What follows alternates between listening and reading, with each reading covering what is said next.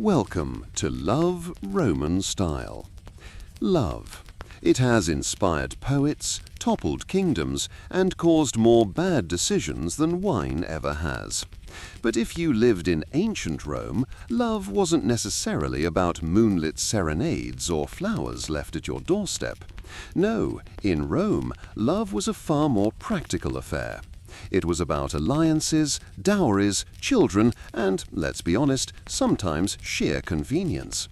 The Romans took their love lives seriously, but not always in the way we might expect.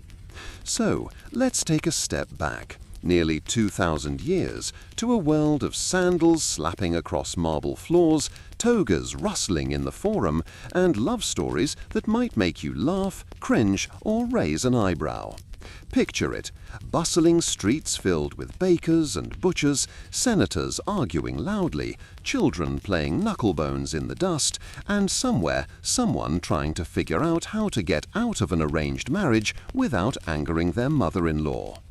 The first thing to know about love in Rome is this: it wasn't always about romance. Sure, there were passionate affairs and dramatic poetry, but when it came to marriage, emotions usually took a backseat to politics and property. For wealthy families, choosing a spouse wasn't about personal happiness. It was about securing land, forming alliances, and producing heirs who would carry on the family name. For poorer families, it was still strategic, maybe less land, more goats, but the principle remained the same. And let's just say the Romans were practical people.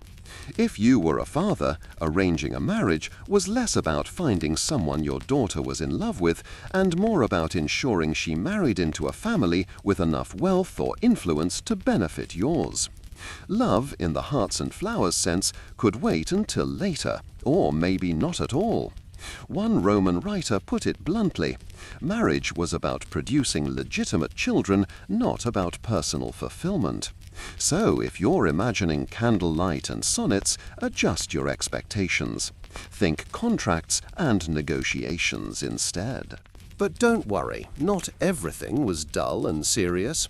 Romans loved to laugh at themselves, and humor often found its way into stories about romance. After all, when you live in a city where bathhouses double as gossip centers and love poetry is written with a wink and a nudge, things can get pretty entertaining. Roman poets like Ovid made a career out of writing cheeky verses about love, offering tips on everything from wooing women at the chariot races to writing flattering letters. Some of his advice still rings true, even if we might prefer fewer references to toga folds. And then there were the bathhouses, the social hubs of Rome. Picture a giant combination of gym, spa, and local cafe, only with more nudity and olive oil massages. People didn't just wash there. They talked business, traded gossip, and yes, sometimes pursued romance. If today's dating apps feel overwhelming, imagine trying to find love in a steamy hall filled with half the city, all chatting and showing off. Swipe left? Not an option. Avoid eye contact and hope they don't notice you're reusing last week's toga? Much more likely. As for the raunchier side of Roman love, let's just say the Romans were much more open about certain topics than later societies would be. From frescoes to feasts, their art and literature didn't exactly shy away from romance in its more colourful forms. Of course, not everyone was living like that. For the average Roman, love life was less about wild parties and more about everyday companionship, occasional frustrations, and raising children in a crowded tenement block. And then there's divorce. Unlike in many later cultures, divorce in Rome was surprisingly easy. No years of waiting, no dramatic court battles. If things weren't working out, a couple could simply end it and move on. Some Romans divorced multiple times, often for practical reasons like politics or inheritance. It wasn't exactly romantic, but it was efficient. And let's be honest, sometimes efficiency is underrated. So, as we begin our journey through the world of ancient Roman love, keep this in mind. The Romans were practical, sometimes hilarious, often contradictory, and always fascinating. Their approach to love might not look exactly like ours today, but in many ways the struggles feel familiar. Family pressure, social expectations, finding a balance between duty and desire sound familiar? Some things never change. Now, let's dive deeper. We'll start with marriage, the cornerstone of Roman family life, and sometimes the cornerstone of Roman comedy too. If you think modern weddings can get complicated with seating charts, dress codes, and whether or not to invite that one uncle who always makes things awkward, then brace yourself. In ancient Rome, marriage was a carefully orchestrated production, less about romance and more about business strategy. Love might have been invited, but it usually wasn't sitting at the main table. Let's start with the basics. Marriage in Rome was usually arranged. Parents, especially fathers, had the final say. A young Roman girl didn't get to swipe right or left on her potential suitors. Her father did the choosing. And he wasn't looking for someone who made her laugh or wrote her sweet poetry. No, he was looking for the family with the best connections, the most money, or the most political clout. It was less follow your heart and more follow the land deeds. The age gap could be striking too. Girls often married in their early teens, while men typically waited until their mid-20s or 30s after they'd established themselves. That meant a bride could end up marrying someone old enough to be her father, or, in some cases, her grandfather. Romantic? Perhaps not. Practical? Definitely, at least in Roman terms. And then there were dowries. A dowry wasn't just a gift, it was a key part of the marriage deal. Money, property, even servants, these were bundled together and handed over to the groom's family. The bigger the dowry, the better the match. It wasn't unusual for negotiations to drag on for weeks. Picture Roman fathers arguing over how many olive groves counted as fair compensation for marrying off a daughter. In some ways, it was less about uniting two hearts and more about balancing two checkbooks. The wedding ceremony itself was a mix of solemn ritual and lively celebration. The bride wore a long white tunic, a saffron veil, and a wreath of flowers. Friends and family gathered as her hand was formally placed in her husband's, symbolizing the union. And, of course, there were omens to be checked. Romans loved omens. If the chickens clucked the right way or the sacrifice looked favorable, then all was well. If not, well, maybe reschedule. After all, no one wanted to start a marriage under a bad sign. One charming tradition was carrying the bride across the threshold. Today we think of it as romantic, but in Rome it may have had a darker undertone. Some said it symbolized the bride's reluctance to leave her father's house. Others claimed it was meant to ward off bad luck. Either way, Roman brides weren't exactly swooning as they were hoisted up. They were probably hoping they didn't drop their veil. But perhaps the most telling detail of Roman marriage was its purpose. At its core, marriage wasn't about two people finding happiness. It was about producing legitimate children. Rome needed future citizens, future soldiers, and future heirs. Wives were expected to manage the household, raise children, and uphold the family's reputation. Husbands were expected to provide financially and represent the family in public life. If affection developed between the couple, great. If not, well, duty came first. Still, not all Roman marriages were cold business arrangements. There are stories of genuine affection, even love, between husbands and wives. Letters survive of men praising their wives for loyalty and kindness. But these examples were celebrated precisely because they were the exception, not the rule. The average Roman would have raised an eyebrow at the idea of marrying purely for love. That sounded reckless, even foolish. And yet, for all its practicality, Roman marriage did have its lighter side. Weddings ended with feasts, music, and laughter. Families gathered to celebrate, wine flowed freely, and guests might tease the new couple. It may not have been romance as we imagine it, but it was still a joyful occasion, a chance for community, tradition, and plenty of food. Because in Rome, no event was complete without food. So when you picture Roman marriage, don't imagine candlelit dinners and whispered confessions.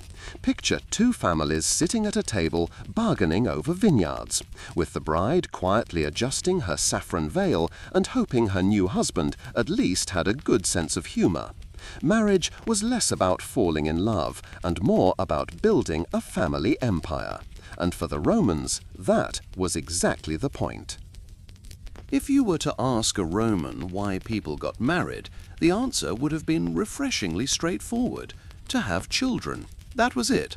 Love, companionship, romance, all nice bonuses if they happened to come along, but not the main event. At its core, marriage in Rome was about producing legitimate heirs who could inherit property, carry on the family name, and, ideally, add another body to Rome's ever-hungry army. In fact, emperors sometimes got involved in encouraging people to marry and reproduce. Augustus, Rome's first emperor, introduced laws that actually penalized men and women who stayed single too long or failed to have children. Imagine living in a society where not being married by 30 wasn't just a family concern, it was a matter of state policy. Your nosy aunt might bug you about settling down, but in Rome, even the emperor was keeping tabs. For the elite, marriage was also about politics.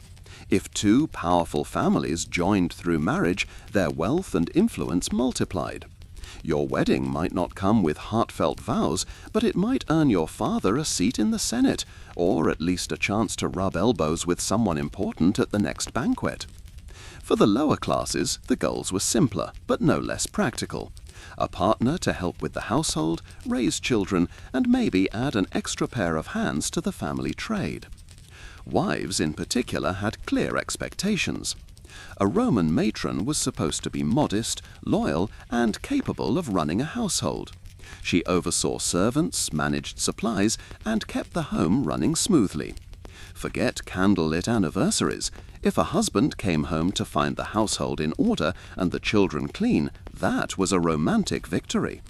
Spinning wool was considered a particularly virtuous activity for wives, so much so that emperors' wives were praised for doing it, even if they had plenty of servants who could have done it for them. The message was clear: a good Roman wife knew her way around a spindle. But let's not paint the husbands as tireless romantics either.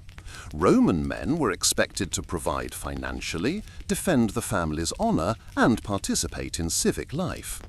Yet when it came to fidelity, the rules were noticeably one-sided. Wives were expected to remain strictly faithful, while husbands were granted considerably more freedom. The double standard was alive and well in ancient Rome, and everyone knew it. A husband might enjoy the pleasures of a feast, a flirtation at the baths, or a little poetry-inspired dalliance. But if his wife so much as entertained a rumor of infidelity, things could get messy fast. Still, not all Roman marriages were grim duty and inequality. Some couples genuinely did find companionship and even affection in one another. Letters and epitaphs sometimes describe loving partnerships, with husbands grieving deeply when their wives died, praising their kindness, intelligence, and devotion. These moments remind us that, even in a system built more on practicality than romance, human connections still blossomed. And what about romance outside of marriage? The Romans had plenty of that too. But when it came to the official union, the focus was always on legitimacy, heirs, and family stability. Marriage was a contract as much as a relationship. It was less about fireworks and more about foundations, steady, dependable, and built to last. Unless, of course, you decided to divorce, which in Rome you could do surprisingly easily. But that's a story for later. So what was the purpose of marriage in ancient Rome? to build families, secure alliances, and produce the next generation of Roman citizens. Everything else, love, laughter, companionship, was extra. The Romans might have written passionate poetry and painted lively frescoes, but when it came down to the institution of marriage, they were nothing if not practical. And while we may chuckle at their seriousness, perhaps they'd chuckle right back at us for putting so much weight on romance. After all, they might say, love can be fickle, but land deeds are forever. If marriage was the Roman way of organizing private life, then the bathhouse was the Roman way of organizing social life. And let's be clear, the bathhouse wasn't just about getting clean. In fact, some Romans bathed multiple times a day. Soap wasn't really a thing. Instead, they used oil scraped off with a curved tool called a strigil. But cleanliness was almost secondary. The bathhouse was where deals were struck, gossip was traded, friendships were forged, and sometimes romantic sparks flew. Think of it like a cross between a gym, a cafe, and a town square, all under one steaming roof. For a small entrance fee, you could move through a sequence of rooms: the frigidarium, cold room, the tepidarium, warm room, and the caldarium, hot room. The wealthy might even enjoy private baths, but for most Romans this was the great equalizer. Senators, merchants, soldiers, and everyday citizens all gathered in the same space, stripped of their togas, and with them the usual markers of class. Of course, not everyone was completely equal. The fancier bathhouses offered extra luxuries: exercise yards, gardens, libraries, even snack bars. Yes, snack bars. You could grab a bite of bread or fruit after a soak, because nothing says relaxation like sweating it out in a sauna and then eating figs with your friends. The bathhouse was also a prime location for networking. If you wanted to catch a politician's ear, you didn't wait for office hours, you joined him in the tepidarium. Imagine trying to pitch a business idea while both of you are dripping with oil and steam, and you'll have some idea of the scene. Romans even had sayings about it. A man who avoided the baths was considered unsociable, maybe even suspicious. And, of course, where there's gossip, there's romance, or at least flirtation. Bathhouses had a reputation for being lively, sometimes scandalous places. Men and women generally bathed at separate times, but there were exceptions, and stories suggest that not everyone followed the rules. For young Romans, the bathhouse wasn't just a place to soak, it was a place to see and be seen. Think of it as the ancient Roman version of a dating app, only with steam clouds instead of swipe screens. Naturally, the poets had something to say about this too. Writers like Ovid and Martial made sly jokes about stolen glances and whispered conversations in the baths. Archaeologists have even uncovered graffiti on bathhouse walls, proving that some Romans couldn't resist leaving cheeky notes behind. Human nature, it seems, hasn't changed much in 2,000 years. But the bathhouse wasn't just about love and laughter, it was about health too. Romans believed bathing was essential for well-being. Physicians prescribed it for various ailments, and the public baths gave citizens a sense of shared civic pride. After all, not every culture has ever invested so heavily in plumbing, aqueducts, and heated floors, just so everyone could enjoy a good soak together. Still, the bathhouse wasn't universally adored. Some moralists grumbled about the potential for excess, complaining that too much bathing made people soft, or worse, distracted them from their civic duties. But let's be honest, when your choices are listening to another Senate speech or enjoying an afternoon in the caldarium, the baths probably won. So, what role did the bathhouse play in Roman love lives? Well, it wasn't exactly a candle-lit dinner, but it was the place where you might strike up a flirtation, overhear a juicy secret, or catch the eye of someone intriguing across a cloud of steam. It was a space where the lines between business, leisure, and personal connection blurred, all in the warm glow of heated marble. In short, the bathhouse was the beating heart of Roman social life, loud, busy, sometimes scandalous, but always essential. If marriage was about duty, the baths were about pleasure, and the Romans, practical as ever, made sure there was room for both. If there's one thing the Romans were not, it was shy. While later societies tended to keep their love lives behind closed doors, the Romans had no problem letting everyone know that they were passionate people. Art, poetry, and even public festivals often celebrated romance and desire in ways that might raise eyebrows today. Take Roman art, for instance. Walk through the ruins of Pompeii and you'll quickly realize that the Romans had a very open attitude towards certain themes. Frescoes, mosaics, and statues didn't tiptoe around the subject of love. Instead, they embraced it, sometimes with humor, sometimes with outright boldness.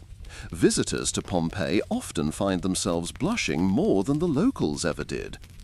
And then there were the poets. Writers like Catullus, Propertius, and Ovid practically made careers out of cheeky verses. Ovid's Ars Anatoria, or The Art of Love, was basically a tongue-in-cheek guidebook to romance.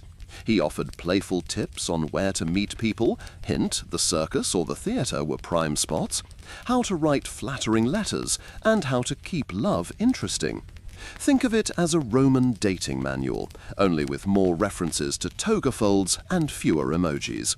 It was witty, scandalous, and wildly popular, so much so that Augustus eventually exiled Ovid, partly because his playful attitude toward love clashed with the emperor's stricter moral reforms. Roman banquets also carried a reputation for excess. While most everyday meals were simple, bread, cheese, olives, the wealthy turned dining into a spectacle. Reclining on couches, sipping wine, and indulging in course after course of exotic dishes, they didn't stop at food. Drinking often loosened tongues, and poets like Horace described evenings filled with laughter, music, and flirtation. These feasts could be rowdy affairs, with jokes flying as freely as the wine. Imagine a dinner party where half the entertainment was seeing who could come up with the wittiest toast. Festivals, too, had a way of loosening social rules. The festival of Lupercalia, for example, was partly about purification, but it also had matchmaking elements. Young men would dash through the streets, playfully striking women with strips of goat hide, supposedly to encourage fertility. Today, that might earn you a swift call to HR, but in Rome, it was all part of the fun. Still, it's important to remember that Roman society had its contradictions. On the one hand, they celebrated passion openly. On the other, they enforced a double standard. Women were expected to remain faithful within marriage, while men had far more leeway. This imbalance was the subject of satire even in its own time. Writers like Juvenal couldn't resist poking fun at the hypocrisy, noting how quickly husbands scolded their wives for misbehavior while conveniently overlooking their own. But the Romans also understood the humor in their own situation. Love, in their view, was messy, funny, and often beyond reason. Catullus once described being torn between love and hate for his mistress, a sentiment that would resonate with anyone who's ever had a complicated relationship. Their poetry is full of exaggerated sighs, dramatic confessions, and playful teasing, proof that while the fashions have changed, the chaos of love has not. So what does all this tell us about Roman love lives? That they weren't afraid to laugh at themselves. Love could be tender, it could be scandalous, and it could certainly be ridiculous. But the Romans embraced it all. They wrote about it, painted it, joked about it, and built it into their festivals. Passion wasn't tucked away in private, it was woven into the very fabric of daily life.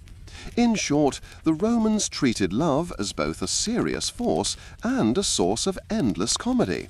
And maybe that's the healthiest approach of all, acknowledging that romance is equal parts heartache, hilarity, and a little bit of chaos.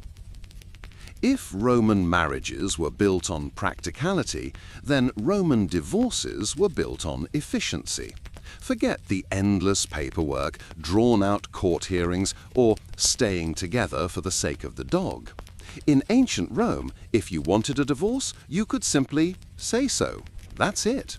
No-fault divorce 2,000 years before it became trendy.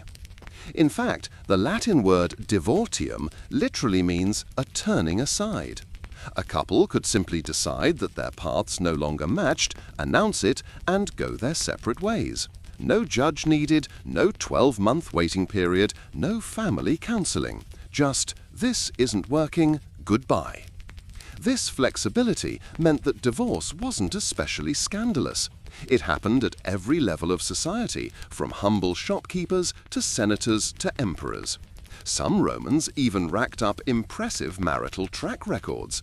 Take Cato the Younger, who gave his wife to a friend, yes, really, and later remarried her when that arrangement ended.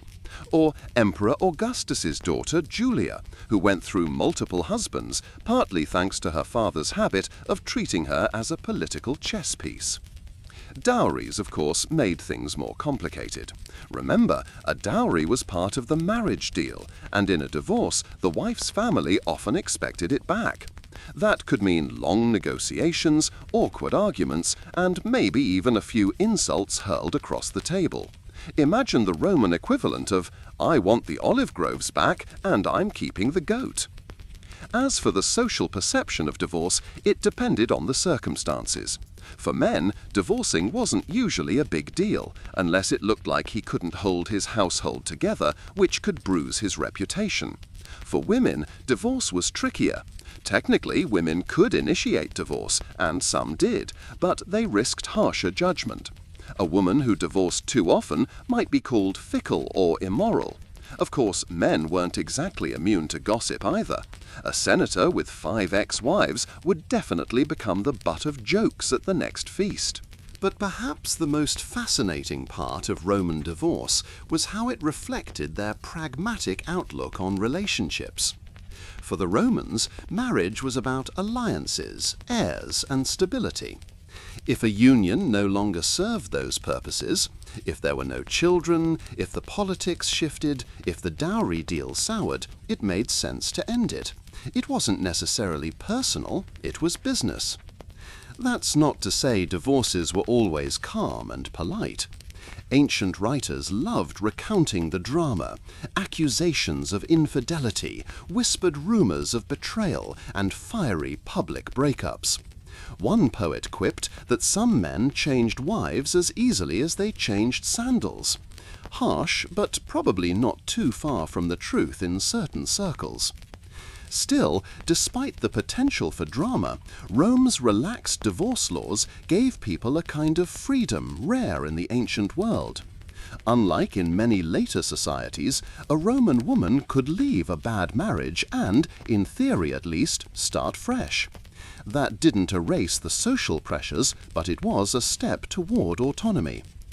And in a way, Roman divorce shows us something very human, the balancing act between duty and desire, between social expectation and personal happiness. The Romans might not have built their marriages on love, but they recognized that sometimes even the most practical arrangements can fall apart.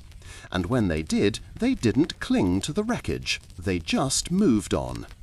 So, while we might chuckle at their brisk approach to splitting up, maybe the Romans had a point. Why drag things out when you can just admit it's over and return the olive groves?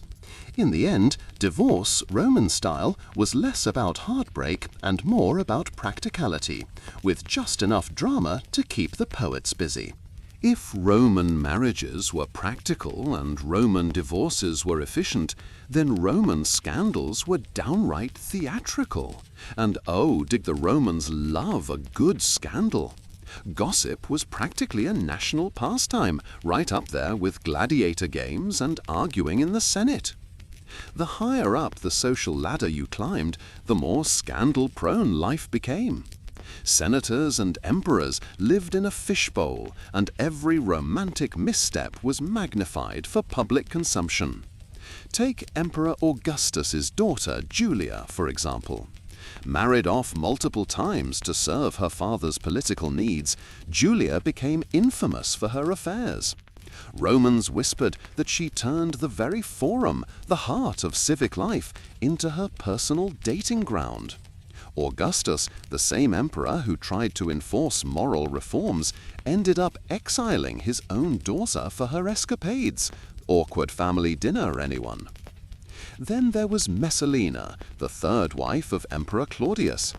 Ancient sources, never shy about exaggeration, paint her as a woman whose appetite for intrigue knew no bounds. She allegedly arranged secret liaisons while her husband was busy governing, and at one point was said to have staged a mock marriage ceremony with another man. Whether the stories were true or just malicious gossip, the point is clear.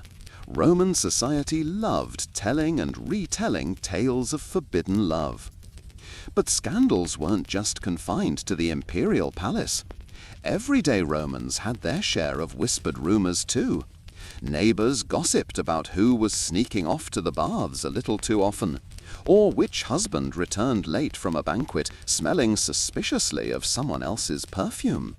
Roman satirists like Juvenal and Martial made entire careers out of skewering the hypocrisy of men and women alike. Their poems are filled with barbed jokes about wandering husbands, ambitious wives, and lovers caught in compromising situations.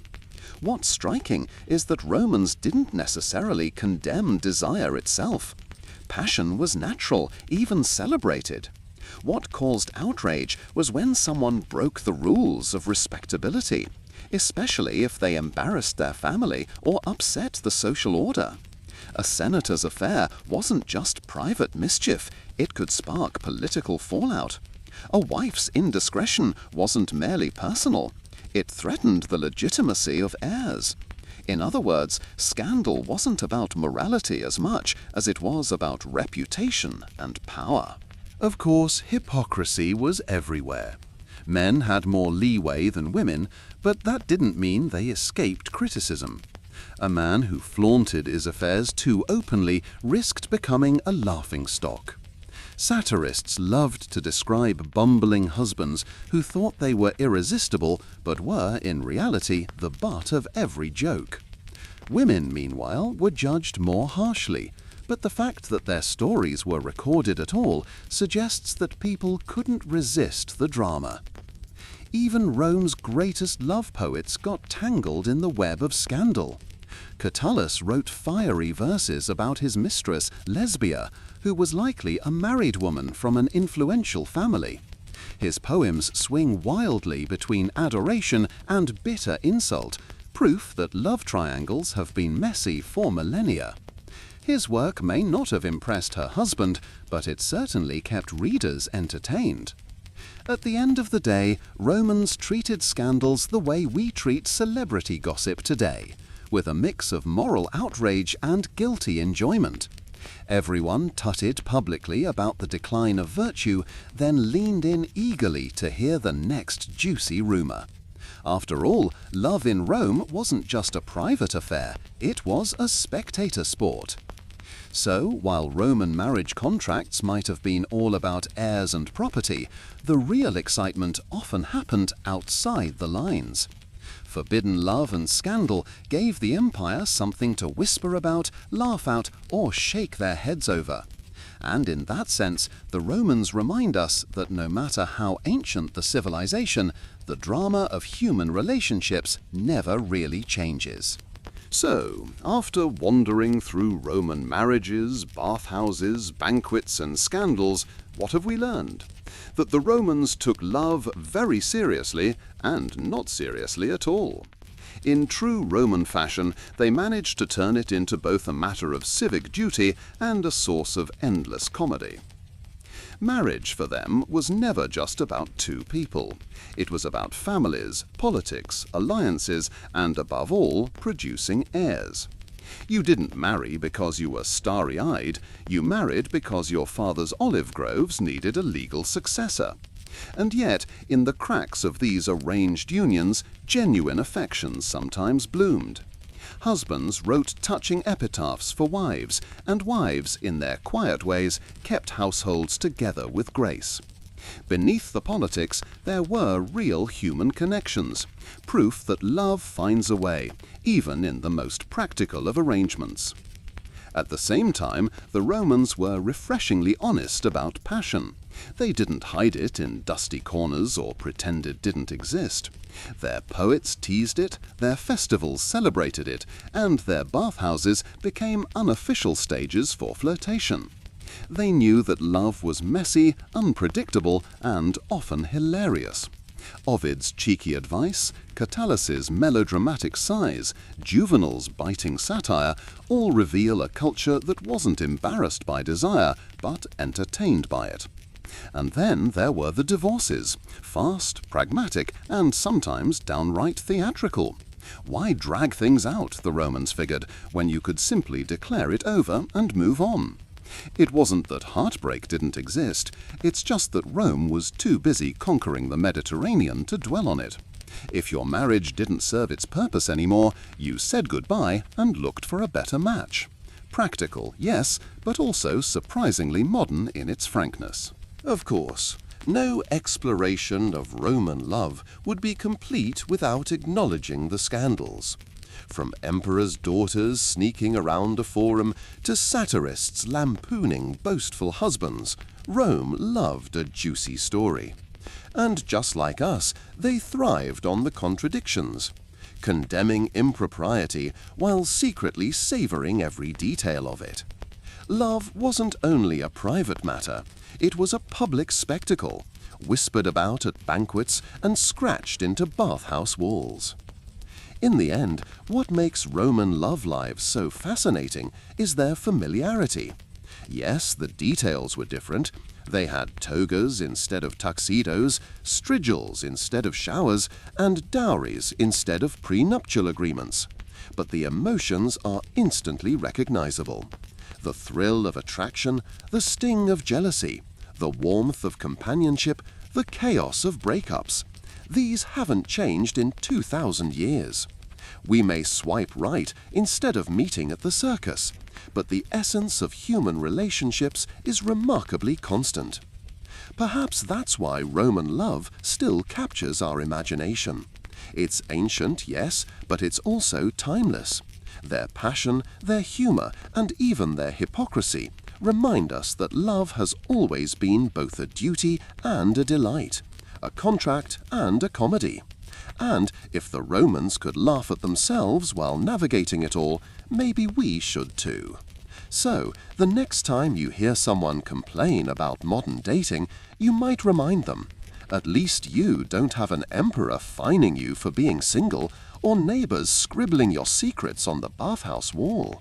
In some ways, love today is far simpler. And in other ways, well, maybe not much has changed at all.